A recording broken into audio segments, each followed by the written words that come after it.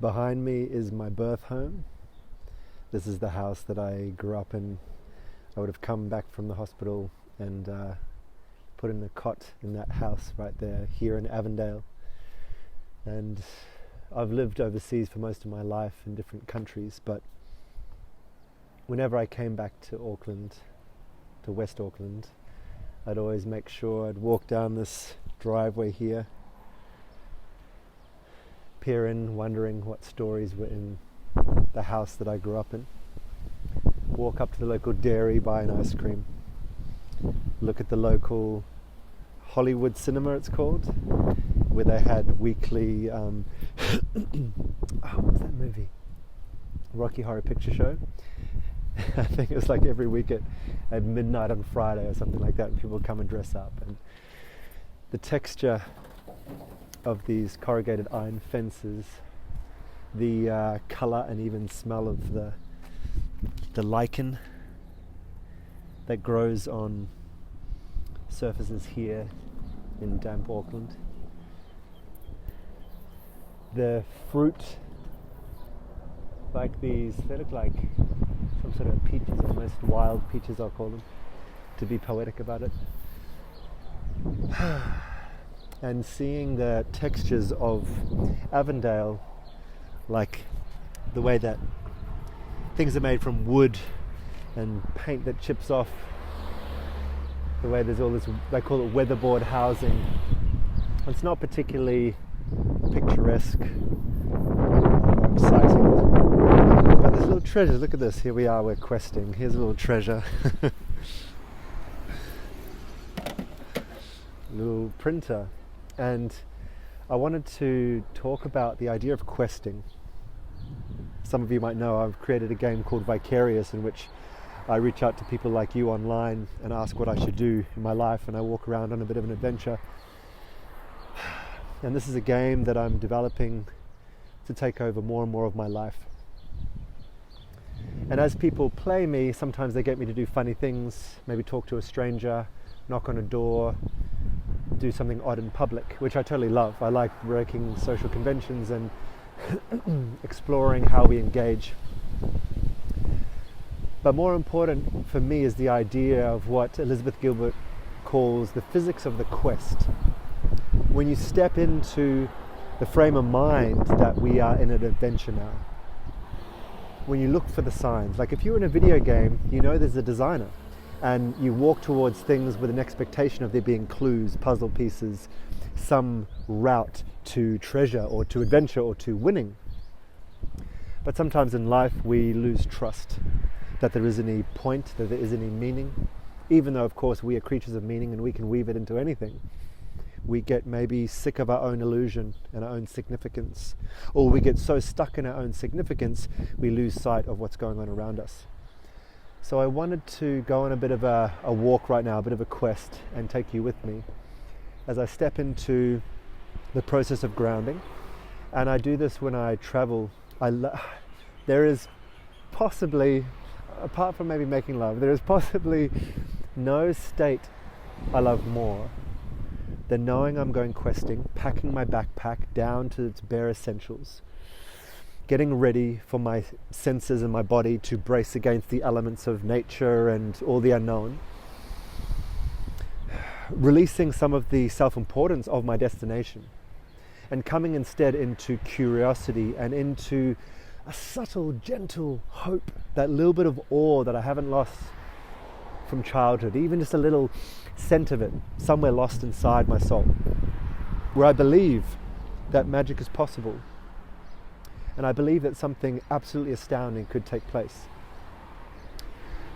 So here I am, and it is special.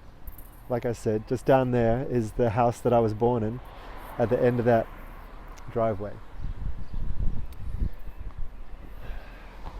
And I believe I've come back to New Zealand this time for a reason. I'm here because my son is here, and I'm so glad to be sharing this initiation as he steps into manhood. It's his 18th birthday next year. He's finishing school this year.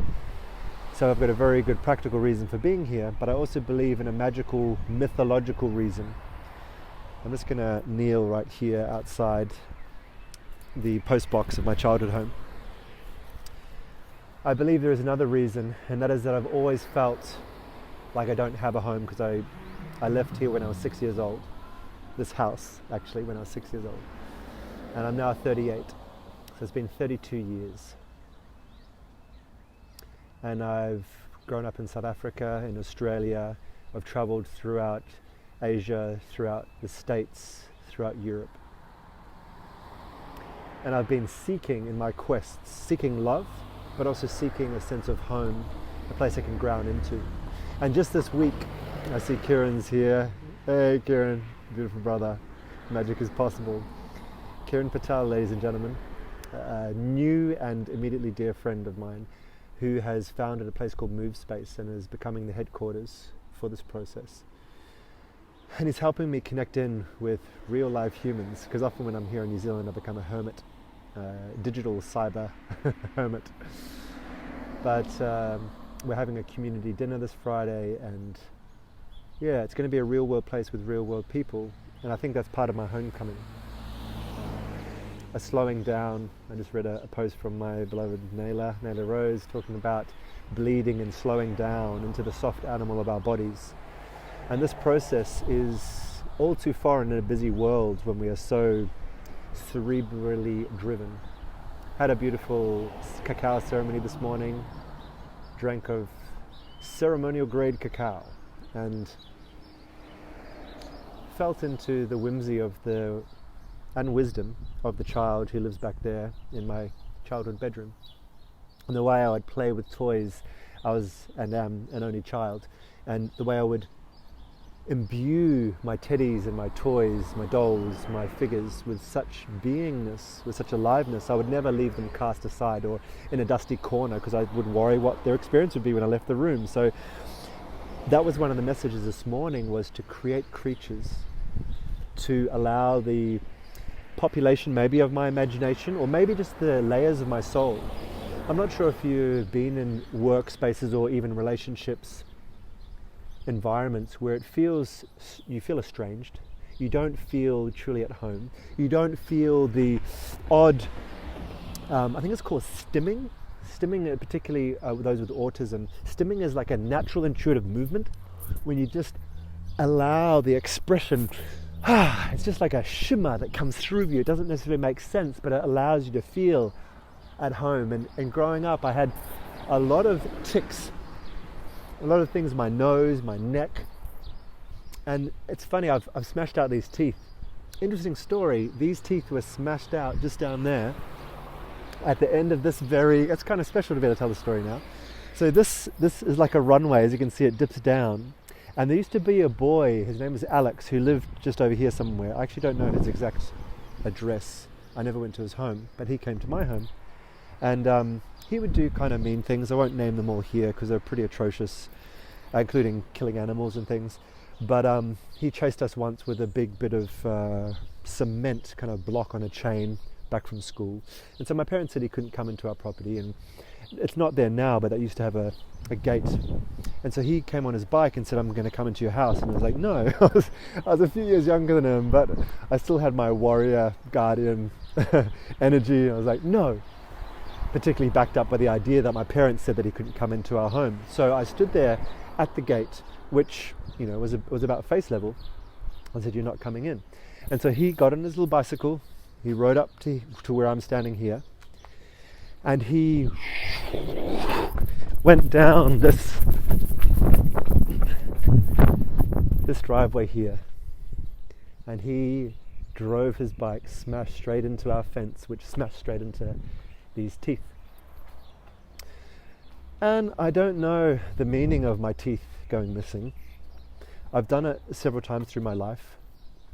I must have been about 4 or 5 years old at the time, as a guess, because I left here when I was 6.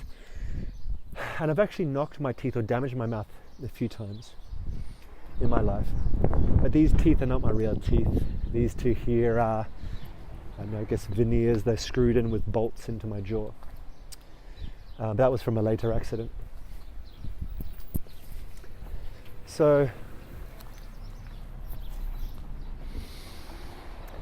I forget the point of that story, but here I am back at the site, listening for the lessons, and searching for home, feeling estranged always. I was talking about my childhood toys. And that is what I'm seeking to do with these processes, is come back into the wonder, feeling that these suburbs that we build over the natural environment don't hide the natural wisdom and the power and the potency, no matter how many signs we put up, and sometimes they're necessary. Here's a school sign, and I want school children to be safe. I'm not saying I want total anarchy and wilderness, but I am saying a few things, one of which is that the wilderness is always there. The law of the jungle can never be estranged from nature itself, nor from our primal essence, some part of ourselves. Sometimes I talk about a personal apocalypse. In the movies, the apocalypse is a shared experience, and some feel we're going to that now. But what about the personal apocalypse? I'm not sure if you've ever experienced a moment where just for you, the usual laws of society crumbled and fell away. I've experienced this. One particular one that pops to mind was, two popped to mind actually. The one that makes me smile was when I got punched in the heart on Christmas Eve. So I just finished a yoga session feeling all blissful and like the universe was love. And I was in Sydney, and I was walking outside one of those big department stores that have the Santa, what do they call them, the little installations with lights and lovely things. And there was a family with a baby in a pram looking at this installation, and there's music. And I was like, this is amazing. And I walked down the road past the center installation after yoga on Christmas Eve. And this man, I'm about 6 foot, and he was a few inches taller than me. So let's say 6'3" man, comes up straight directly to me and goes and punches me in the heart after yoga on Christmas Eve.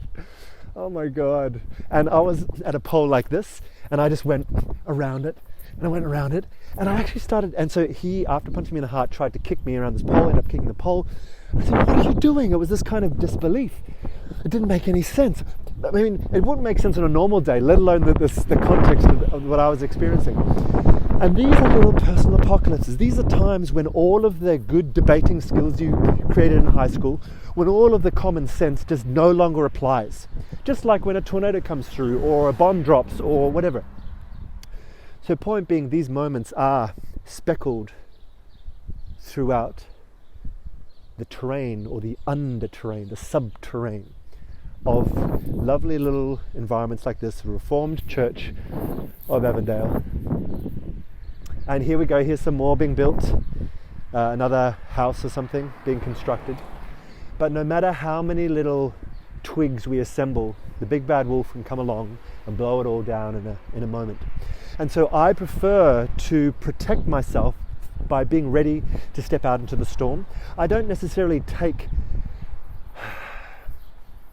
calm safety in the idea of being huddled inside while the roof lifts off around me. I would rather be in it. I would rather get used to the cold. I would rather know what it feels like to have not enough money to buy food. I would rather be tackled. I would rather run and feel my knees grazed, so that I don't rely on the illusion of this insulation that is built around us as society. And part of my technique to have such experiences is to do what I'm doing now. Hi my love, Nella's tuning in. Hey Jamie, Katura, thanks for tuning in. Fiona, Ben. So, here I am. So let's play, let's do something. I'm walking down the street now with no particular intention other than to drop into a process of questing. I'll take 2 minutes now to just drop in energetically, physically, to show you the kind of thing I would do, very simple, to get ready for the quest. And then let's look around together. You have access to my camera. This is the back facing camera. I can switch it around to be front facing camera. And you can give me directions. But what I really want to do is work with you right here live now on becoming universal literate. I'm okay to knock on a stranger's door or dance in the street or whatever, like that's totally cool, and I do love doing those things. But I want to look at the subtleties, not just the knee-jerk reaction or the naughty kid version of questing. And there's nothing wrong with being kids. Like, I want to make really clear, I'm not being patronizing to that approach. I love that naughty kid approach. It's really cool. It's trickster and it's fun and it's giggly. But in reference to Nayla's post today about slowing down, what happens when we notice the subtleties? When we take time to see, for example, this bit of wire in the fence. It's not particularly a standout feature, but maybe there's something in the contours of how this has been wound, or maybe there's something on the other side of it. There's a chair here. These are all the things. Maybe there's a little thing that my mind would decode. Here's something that I just found on the floor. Export, DB export gold. It doesn't necessarily mean much to me at the moment. Established in 1930. You know, I can search for some kind of meaning. It's not necessarily iconic for me at the moment, but I do believe that when we step into the mind state of the physics of the quest, when we are willing to acknowledge that there is some underlying purpose of our soul, there is some super conscious aspect of understanding of some kind of life story that we are here to fulfill. And maybe unhand our control over destiny to say maybe there's some kind of design, whether it be a divine design or whether it simply be a beautiful elegance of chaos in the way that we can evolve when we allow ourselves to play with strangers, to bounce like atoms up against those in the container with us, in the petri dish, grow over each other and organically find our form and our pattern, rather than controlling who I am, where I'm going, and what is valuable. That is a space of wonder, of curiosity that I really revere and step into. So let's do it now. Let's listen to the subtleties. So a simple thing I would do would be to take off my shoes. So I'll do that here. I hardly ever wear shoes, but I am right now. So I'm going to take off my shoes. And I'm going to stash them somewhere. My shoes here. I'm going to stash them here under this tree. There we go. Trusting that if someone grabs them, then it was meant to be a gift. Just feeling the softening of my feet.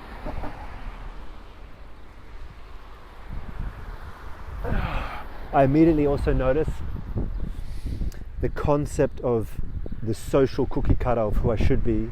If I start to open my body, move, do I look like someone who's doing fitness? That's kind of semi-acceptable, to be moving this much. If I start to sing, then maybe I'm drunk or I'm a public nuisance. What are all the little categories that my own mind wants to immediately push me into, regardless of other people's actual projections, which may or may not be happening? Then what I would do is cast my gaze ahead and try and strip off all of the immediate social associations. I'm not sure if the wind is in my mic, so I'll just cover it. I look into my senses, or through my senses, but I'm very aware of the immediate secondary significance that my mind wants to hook onto, attach to what I'm actually sensing. And this is really useful when you have to do things like fasting, or when you're in a moment of anger or fear, is that we are receiving signals. Could be temperature, could be pressure, could be whatever words that we're turning into images in our mind. And they are simply signals. They are not necessarily a press button response that has us react. We are the ones that do that. Even if it takes a split second, we are the ones that then go into the back of that signal and give it meaning and therefore react a certain way. So right now, if I look forward, I just think it's a boring suburban street. I don't see magic right now. I just see ho-hum buildings that look like there's not much life in them. And that is what I'm going to try and strip away. Nayla shared a post today saying, if you trust in life, you see God everywhere or in everything. So let's trust that we're going to have a little experience right now. I'm going to tune in here if there's any comments. Hey, thanks for being here. Spaces for wonder. Yeah, to wondering. If you have any suggestions on anything to do to prepare for our little quest, let me know. Otherwise, I'm just going to try and strip away my own cynicism and my own adult critical thinking about, nothing good's going to happen. I'm going to try and take these people on an adventure, and it's going to be fucking boring. And I'm also trying to strip off all the childhood associations of what this place means, so I can actually, maybe for the first time, see the suburb exactly as it is.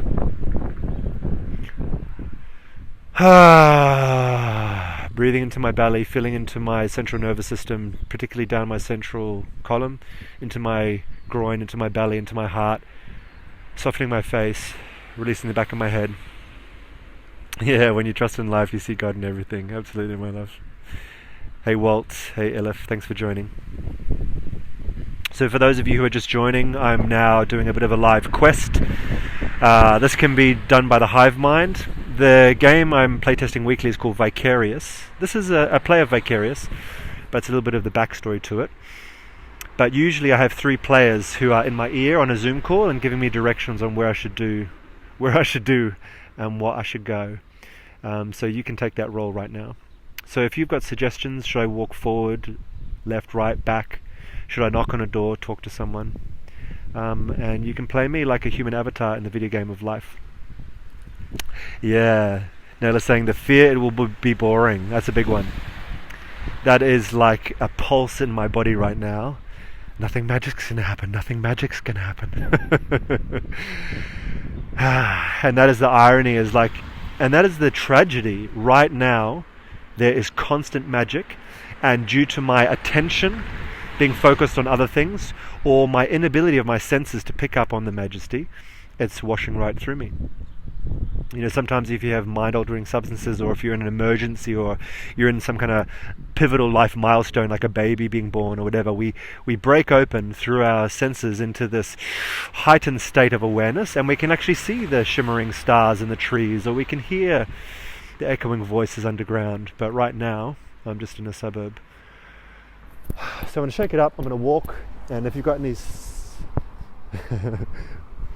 Where should I do? What should I go? So I'm going to walk Kelvinside Terrace, no exit. That doesn't appeal to me. It says no exit. There's a little fox on the back of this car that says fur is fucked. Excellent. 2 birds just flew over my head. There's a box of Nero furniture. In touch with tomorrow. Wow. Some of these products have amazingly poetic slogans. In touch with tomorrow. Work's end. That feels like something. I've got some Labour posters. There's voting happening at the moment here in New Zealand. I voted this morning. Let's keep moving. Yes, I will do, Jacinta. Let's keep moving. I'm going to keep moving on my quest. And this is part of becoming universally literate. This is what I call it anyway. When I was traveling across America, so a little anecdote, I traveled from New York to Los Angeles not using any money, using art as currency. I've really got to summarize those videos and show you that story, which I'll attempt to do in the next couple of weeks. But I really started to feel into when we're in the physics of the quest state, when we're really open to it, there are messages. Now, whether that be God's message to me or whether it be my mind's decoding of patterns to help me on my intended quest, doesn't really matter. Something is spoken. This is really beautiful. So I've just found a tin, and I really love the pattern at the top there. It feels like of another place or another time. It's ghee. It's marketed by Gujarat Cooperative Milk Marketing Federation, manufactured by Panchmahal District Cooperative. It's got a lady doing yoga. Amul pure ghee. If any of these things mean anything to anyone, if you're like born there or something in Panchmahal, let me know. Jamie, go knock on a door and just ask someone how they're doing today. Okay. Tell them your story. Go knock on a door. Okay. So I'm going to go knock on a door.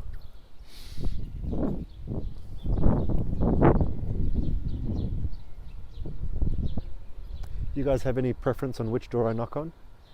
On this side, let's choose side of the road. Should it be this side of the road or that side of the road? So that side is that, and this side is this. Say this or that, and I will go to that side of the road. This or that. I'm just going to read Sigrid's message while you decide. Nella says, I want you to listen to what is under the surface, under the concrete layer over experience. Talk to the voice of the land you're standing on. I want to hear the song you hear. Ah, beautiful, my love. Absolutely. All right, I will do that, but I want to do it in sequence. I'm going to knock on a door first, then I'm going to sing the song of the land. This. Okay, so this is in this direction. Maybe there's a bit of a delay because I asked this question and there's like 30 seconds before I got the answer, but that's cool. So this is this side. Cool. All right, so let's go. Ah, okay, cool. So this is definitely the house because look at this cactus. Oh my God. That cacti are my favorite plant. As a child in Port Elizabeth in South Africa, I collected them and they still stand as a garden on the top of a building. So there's universal literacy, a lot of randomness, a lot of nothing, and then maybe it's my overlay, but it's very directly a pretty stunning cactus outside this house. And so this is where I'm going to go. And I've done this a number of times, but I still, just so you know, I still feel stuff in my heart. Oh, look at this lavender, beautiful. All right, so I'm going in with intentions only of love. And that's the other thing is we're going to continually recheck in with ourselves to see if we trust ourselves. And I think when we trust ourselves, we allow ourselves to have full impact in the world, because whether it be creative or destructive, we trust that it is part of the chaos of life, creating the next step. So I'm going to put you on forward-facing camera. Hopefully you can still hear me. Here we go.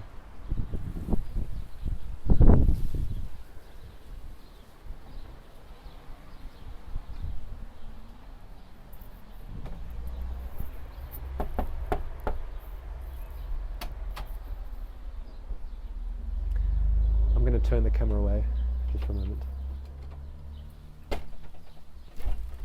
Hello. Hey there, brother. Perfect. How you going? You good, are you? Yeah, good, brother. I'm playing a game online on Facebook, and they were getting me to knock on random strangers' doors, and so I was just knocking on this one to tell you my story. Are you up for being on camera for a moment just to say hi? I'm just about to have dinner. You are? Okay, Yeah. brother. No problem. My name's Atlas anyway. Nice to meet you. You too, Rick. Okay, brother. Yes, mate. See ya.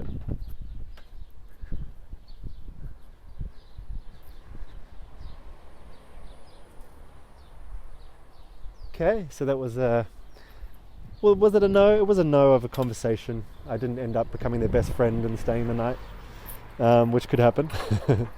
But I did see a beautiful cactus, and there was that lovely image picture in the front.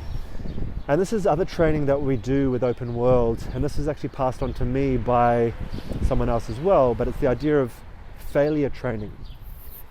Able to get a no and not take it personally. It's very easy for me to go, oh, I should have a better reason. I'm not telling a good enough story, you know, or just think, oh, the whole game of Vicarious will amount to nothing but knock doors and mundane conversation. So I think we all experience this when we put something out in life.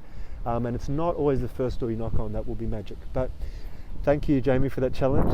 And I'm glad I went there. I love the cacti in the front. Okay, so now I'm going to do the next suggestion, which was to listen to the land. And immediately as I said that, I saw a little mud, a little patch. So I think that looks like a good way to have access to the land. So I'm going to listen into the mud. And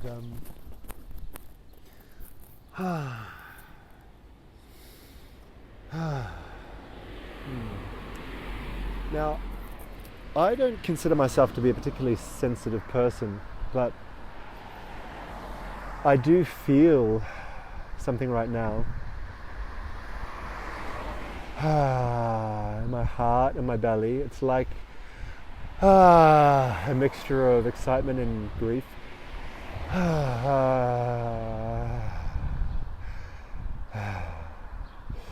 Maybe it's because I knew I was going to sing, I don't know. Okay, I'm going to put my ear in the mud and listen to the song of the land and try and translate as much as I can. There's also a part of Open World is to try and be a instrument of the moment so that we can become as unfettered an expression of the elements, feeling our wilderness and our nature extend into Mother Nature, and become the artists and the poets who uncompromisingly try to tell those who were not there in the field with them what it was like to gaze into that sunset, or what it was like to fall in love that time, or what it was like to put the ear in the mud. So here we are.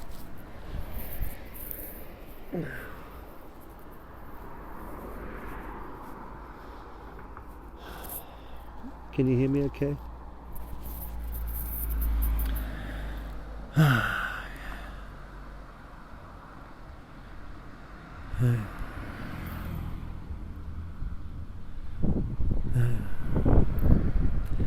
I immediately got a sense of rolling hills around this place, and there are hidden streams hidden by growth. There is a way that we are not close,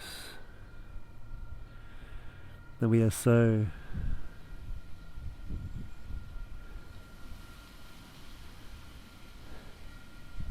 high up off the floorboards in our shoes, so caged in by our roadways, our train tracks, our fences. We are the inverted zoo occupants, the lions and flamingos, gazing out at the open sky as captives of our own creations. And I lay out now, and I lay out, and I lay out now, splayed on the ground. And I lay out now in my child home, and I feel the blood, the cement, and the stone. And I lay out now under these trees, and I am blowing deep with the sneeze of the city, the sickness of growth. But as I lay down now, I'm feeling closer to you, love, closer to me, as I lay under these trees, just like a sneeze, here on my knees, down by the mud, left by the tires. Rowdy sirens, these suburban songs are often left unsung. But now spring sprung, and I am questing, and I am walking by the beeping cars that signal that I am close to home. And that's the song. And there are two people down there. I'm not sure you can see them. Oh, where are they? Oh no.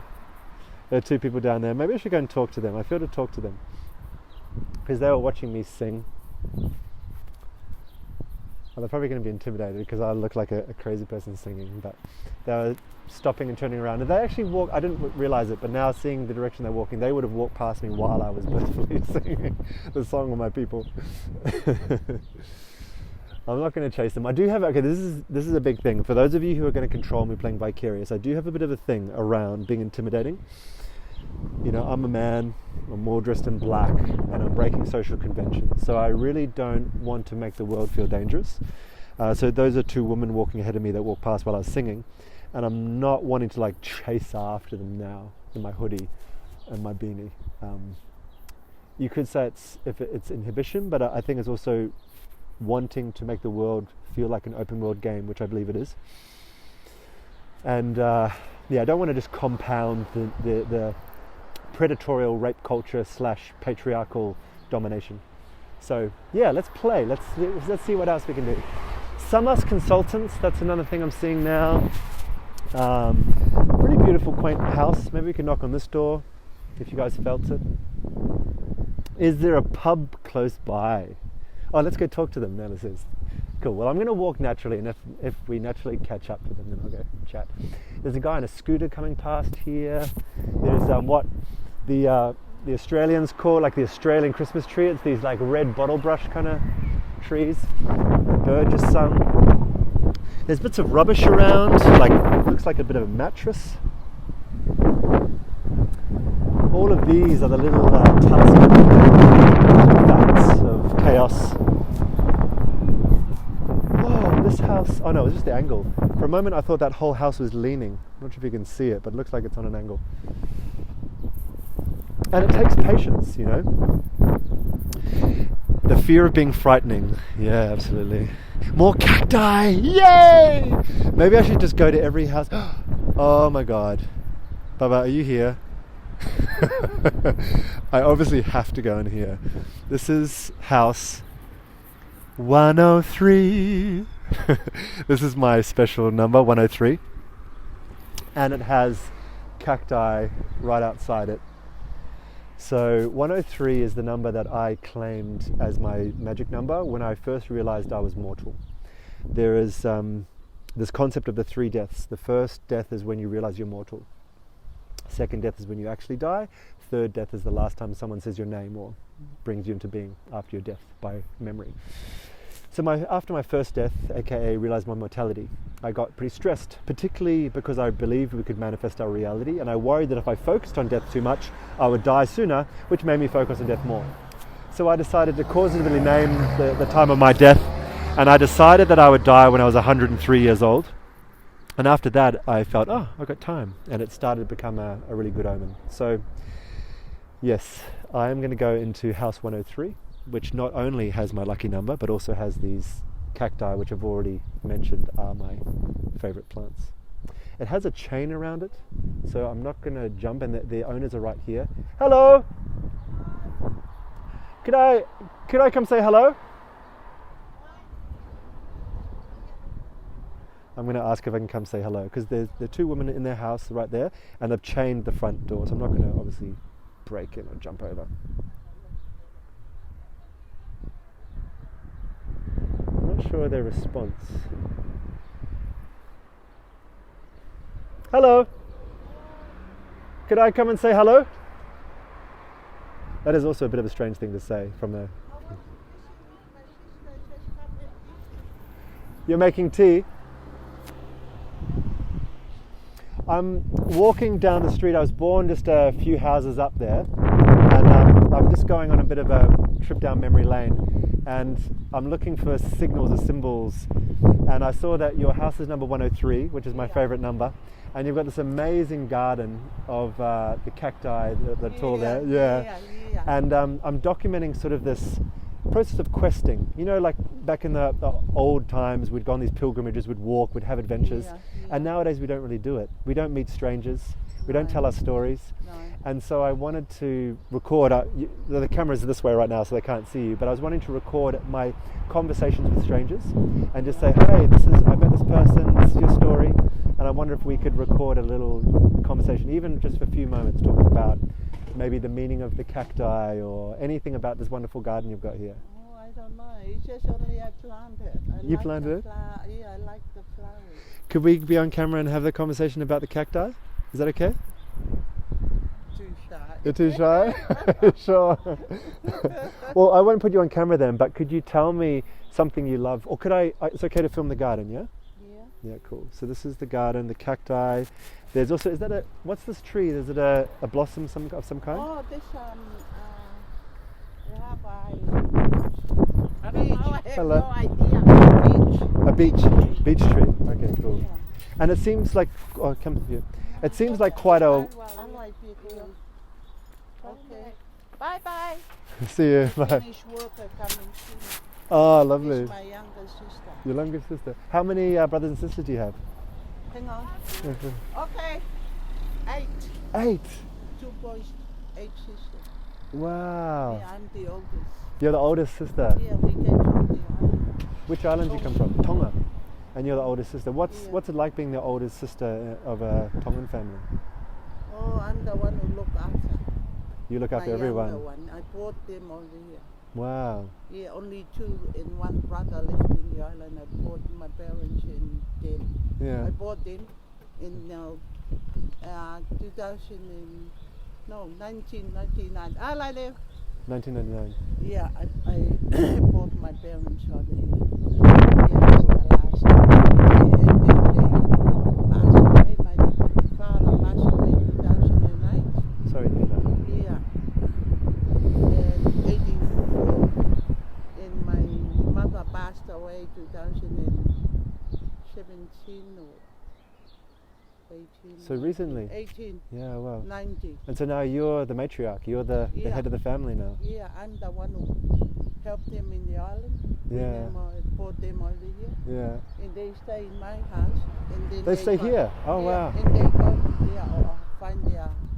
get their own flat and stuff. One last question. As the oldest sister of a Tongan family, is there any lullaby or song you would sing to your family, to your little brothers and sisters, to help them sleep or remind them of home?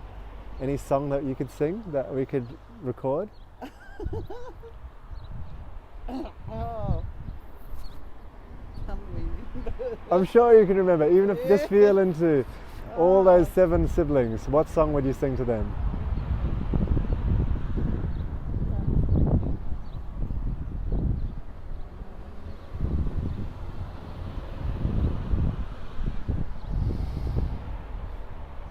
Can't remember. That's Is there any traditional Tongan songs that you might sing?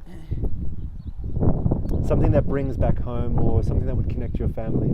Something that you could teach me on my quest, so that could give me a perspective on the world? the old mama, the old sister. I need to do that because I'm. She was your sister who just left? Yeah, the one is left is. We missed. The talkative one. The talkative one, yeah. Yeah. You're very talkative, you're great. Yeah. Yeah. Oh, well, teach me, I'll sing with you. Teach me a song. I'll sing. Remember that. Can't remember. Share, and then we're gone. This is it. This is our moment before we never see each other again. Any song at all. I'd love it. I'm thinking it's a surprise. It is a surprise. A stranger comes to your door and asks you to sing. Yeah.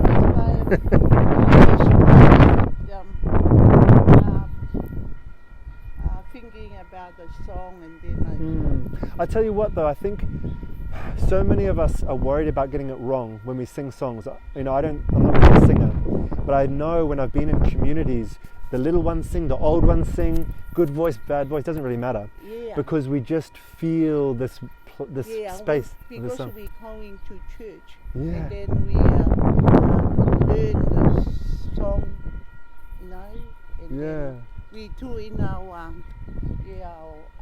own one. We do it and then we put the words. You make your own songs at church and then you make the words beautiful. And yeah. Surely there's a church song we can Yeah. sing. What song can we sing from church? What church song can we sing? We're gonna do it, we're gonna do it. So close.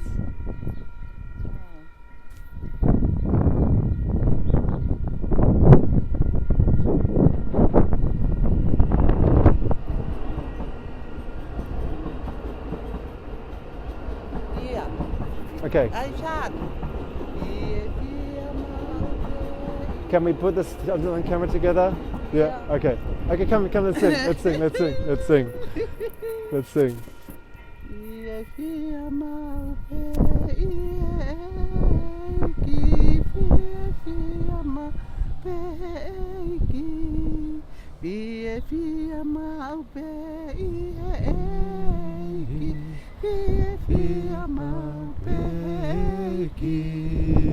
It's the fish. Yay! Thank you so much.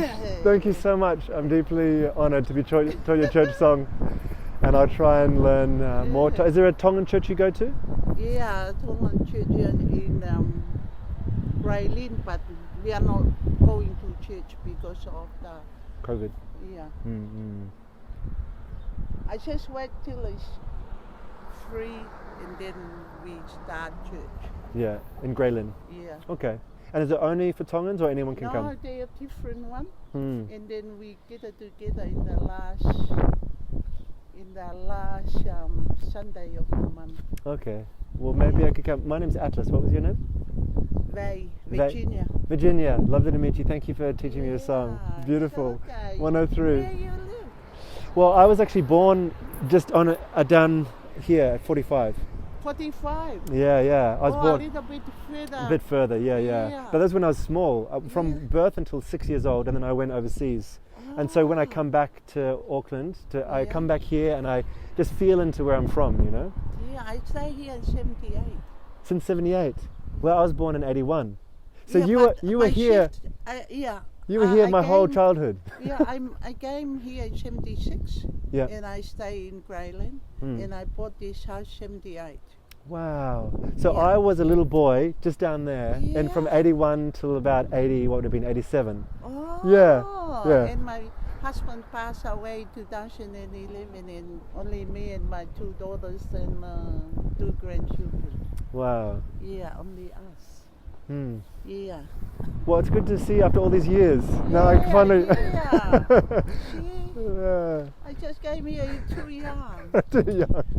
Yeah, I came here, I was 28. Mm-hmm. To New Zealand, 76. 38 right now. Yeah, I'm 72. Wow, 72. Beautiful. And I'm so glad we get to share stories as well. Yeah. I think too often because we're a different age or different gender or different this, different that, we don't have these little beautiful moments. So that's what, I'd like to continue. And maybe, who knows, maybe I'll come leave a letter here. Because Yeah. do you know 103 is my favourite Yeah. number, it's my lucky number. That's the reason I came here. I was like, I have to come and talk to you. Yeah. Yeah. That's this house is two people stay there. Mm. The first one they built the house, and the second one is a Tongan, and then we bought from here after 6 years. Mhm. Yeah, and then we stay lucky. We bought that is 28,000. Whoa. 78. Wow, 28,000 in 97 Yeah, years. It's see, amazing how yeah. this goes up The now. valuation is $1 million. You're a millionaire. Yeah. Virginia the millionaire. Council. The valuation from the council. Wonderful. So Yeah, glad. but I like this site. I like Empire. It's Yeah. quiet. Mm. Yeah. All right, Virginia, I'm gonna keep on questing, and I'm gonna come maybe put Oh. a letter in your Yeah. mailbox. Virginia, yeah, Okay, Virginia. Yeah. Okay, Atlas. Atlas. Atlas, yeah, and I'll come and we'll have more story time. Okay. Okay, thank you. Have a good afternoon. You too. Bye.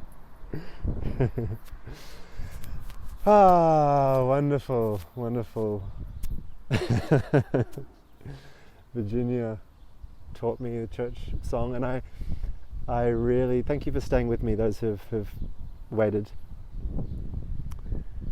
She's opening up, share her story now. I really want to talk more. She does. Should I go back?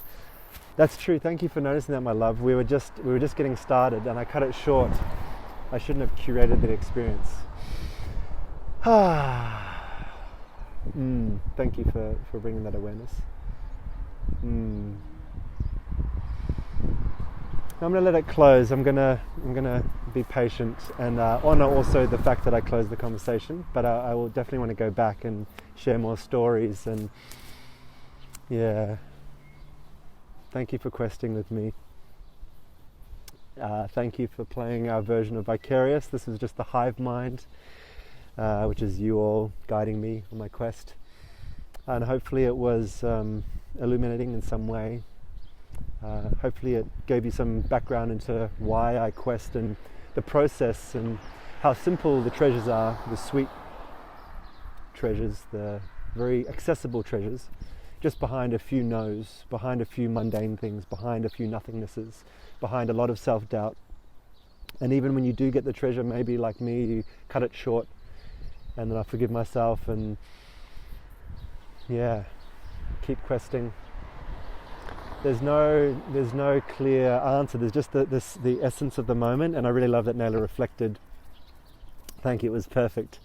I really love how Naylor reflected. She was just opening up, and I felt that too. And just to be like fully transparent with the process, I had attention on you being there and wanting to curate your experience, which Naylor knows is a huge Achilles heel of me. I'm always trying to curate other people's experiences, and I was worried I was taking too long. And yeah, we end up cutting the throat of the beautiful moment by trying to preserve it. So anyway, we live, we learn, we play. There'll be many plays, and I also love the fact that I know exactly where Virginia lives, and I will definitely return with a note. And I would love to, and that's the thing with the camera. I'm also aware of I feel slightly like a miner, so mining the riches, and it's like I'm trying to draw it out. And I would love to go there a time without a camera, maybe just a recorder to record the songs and to sit there with true humility of wanting to learn and hear the stories. So I think that Vicarious itself will take on many forms. Currently we're playing one where we have a camera like this, and usually I have it strapped to my chest with a forward-facing camera, and there's 3 players, red, green and blue, taking care of different things. But I really feel that this particular impulse of questing and using social media and the internet to connect up people all around the world to on-the-ground Vicarians is what I call this character. I'm a Vicarian, someone you can live vicariously through. I see this just building more and more, and once the infrastructure is in place, and once we've got people watching and some kind of resources to fund it, I would really love to see it take over more and more of my life, and have a whole league of Vicarians. Like, if you want to be a Vicarian, reach out. If you want to be a player, please reach out. If you want to be an experienced architect, and if you can map out special treasure hunts, like you might call me up and say, hey Atlas, you need to go to the corner of Porawita Road and Avondale, whatever it is, and you might have planted a geocache special secret under a tree, or this is another role, people that can actually lay labyrinths or mazes for Vicarians to explore. So there is limitless possibilities, because it's just life. It's just life. Like, that's the whole thing. We as game designers, as artists, as politicians, as whatever, we often think we have to put something there. We have to create it from the ground up. But I think open world's about unlearning. It's about stripping away the artificial human imposition on the game which is already there. And that's already working. It's functioning. If the economics of your life is not working, hello, money problems, or the economics of your relationship, as in the love and that sort of thing, of the economics of your arts practice as an inspiration and creativity and creation is not working.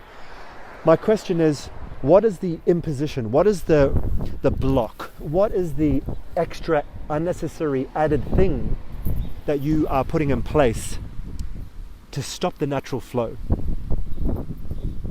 I believe that flow is the natural state, and it's the arbitrary human control, as Naylor, my wise oracle of a partner, says, control limits experience. So Vicarious is an attempt to step into the chaos of the mystery, to surrender, to go through the process of unlearning, so that we can actually experience life fully before we die. And on the way, die before we die. So we don't resist what seems like death, so we can pass through, across that threshold, and discover more life on the other side. Thank you for being here with me on this rather unusual version of Vicarious, and we will crest again soon. Big love. If you're interested to know more, please check out openworldtheatre.com/Vicarious, or reach out to me. Thank you for playing.